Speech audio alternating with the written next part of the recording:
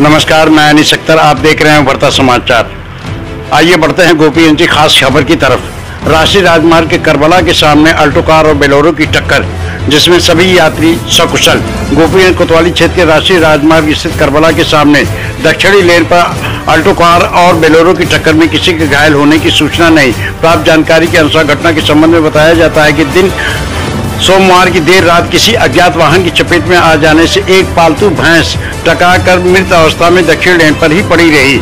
National highway की लापरवाही के कारण दिन मंगलवार की सुबह 11 बजे तक उसे हटाया नहीं गया था। इसी दौरान मंगलवार को सुबह लगभग 10 बजे के आसपास प्रयागराज की तरफ से आ रही बोलेरो गाड़ी नंबर यूपी 65 BG 4050 वहीं विपरीत दिशा से आ रही अल्टो कार यूपी 60 J 8541 की आपस में टक्कर हो गई।